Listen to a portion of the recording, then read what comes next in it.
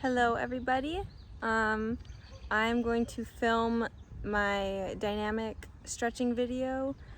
There's not a great place to put this. Let's maybe do that there. But anyways, I really hope you can hear me. I'll try and speak up. So the first thing that we'll do is high knees. So I'll try and show you, but we go like this. Get your knees nice, up, explosive. I'm showing you a couple. Ideally, you would do this, you know, not having to turn around so soon. I'm just trying to do it for the camera.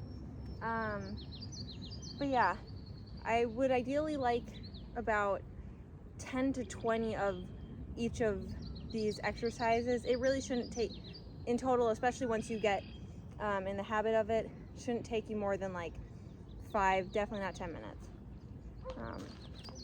Then we've got butt kicks. So for this one, you get your foot back, kicking your butt. Then I like to go through and I like to hold each of these. So holding that high knee for a couple seconds. At least for me, I kind of end up feeling these ones almost like here-ish, but it's not, it doesn't quite feel like a stretch. It just feels, maybe I'm just sore there, I don't know. And then for these ones, I feel them right here. So this one's butt kick hold.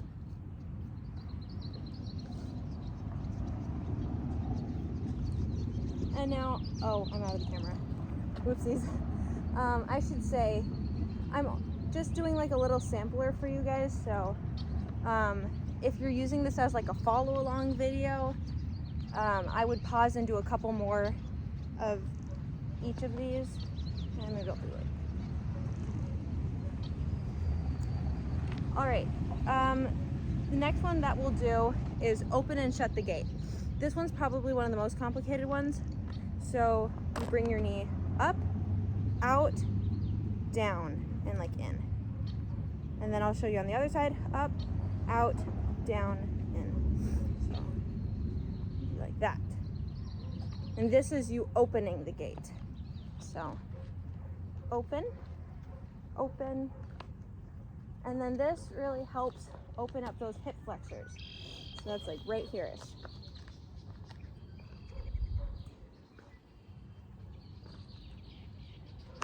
Next, we're going to shut the gate. So that'll be where we start going by out, in, down, out, in, down. So just like that. And once again, I feel it here. It just gets that gets that movement going. All right. Let's see. Let's do heel walks next. So for heel walks, I'll go closer to the camera, but I start by putting my foot down and then stepping down. So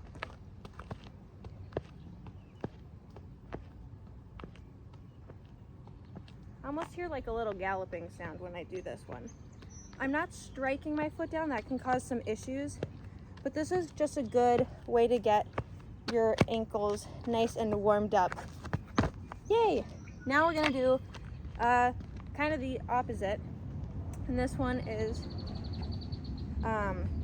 where you go on your toes. So I start by, when I step and go up.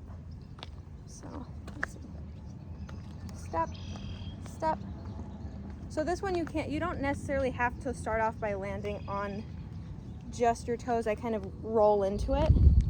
And this one, I definitely feel it in my calves. So I'll do a couple more of those.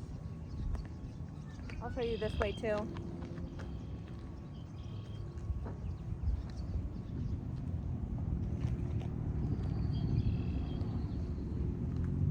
And then this also just prepares the calf muscle, and also it's really important to warm up the ankles. So even if you want to do a couple of calf rolls almost, yeah. And there's a handful of different variations you can do on this, but for right now, just rolling them should be good. Should be sufficient. Let's see. What was I gonna do next? Okay, now let's start to get into some of my favorites. Okay, let's do some side lunges. So we step, we go down, and then I feel this stretch right here. And I like to bounce once or twice to feel that stretch. And then I go to the side, 1 or 2 bounces, feel that stretch. When I do it, I like to go and I like to switch directions every time I do it. So then when I keep going, I will go to this side. And then I will switch. Oh, I'll do it this side now so you guys can get another view of it. Now, does switching sides really do much? Not really, but that's how we grew up in high school doing it, and that's how we do it still in college. So, I guess it helps you appreciate the scenery of wherever you're running. I should also note, oh wait, no, I think I already noted that, never mind. Okay, oh yeah, let's do front lunges. These ones, one of my favorites. So, just like a regular lunge, you step out. You don't need it to be too far. You don't need it to be too little. You just take a good step, and then, yeah, and you can even think of like creating like, not quite a 90 degree. You don't need it to be like your knee to be way over your foot. You also don't want your foot way in front of your knee. I like to think about it on top. And then here's where I feel this stretch. And then once again, I bounce into it once or twice, and then I switch sides.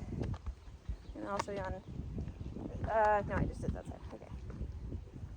Yep, bounce into it once or twice, and then I go next side. I just need to stop switching low-key. Okay. Oh, we've got some bikers. Okay. And then here's the last stretch that I'll show you. Hello.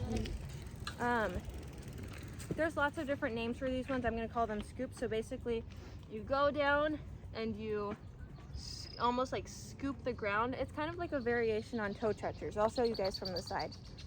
So 1, 2, 3. And I just like to do it 3 times. That's what my coach has us do. And then that allows you to like fully sink into that stretch. So I'll show you a couple on this side.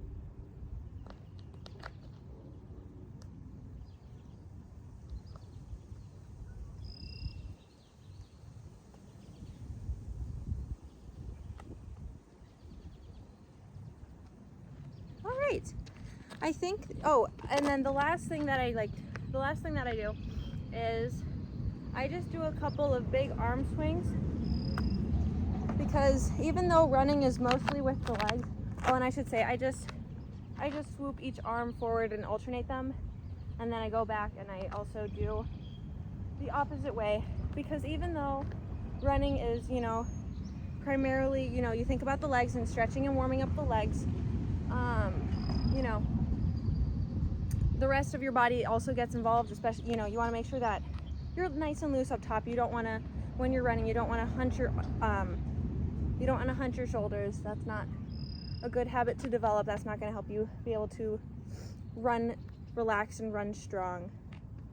Let's see. Okay, and then one more thing you could do after this is you can find yourself like either a tree, a pole, something stable, and then you can do some leg swings. You can do some back and forward leg swings. Do some, I like to do between like 5 and 10 on each side. Make sure you keep it even though.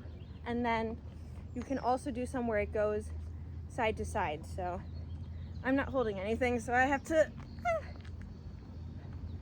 hold my arms out a bit. I'll do some more after this video probably. Okay. That wasn't an even amount, but that's okay. Yeah. All right. Thank you for bearing with me as I created this video. I guess at this point, yeah, it's like 10 minutes. So if you did want to follow along, feel free to. You might, you know, if you feel the need to do any extras after this to make sure that you're fully stretched out, go for it. This is perfect to do either before your run or your exercise, or you can start by warming up, then you do this period, and then you get into the rest of your run, your workout, whatever physical activities you have. And as you can see, a lot of these stretches were moving stretches. That's why we call them dynamic stretches. They help get your body warmed up using motion, so you're not just, you know, holding a position for the most part. Bye.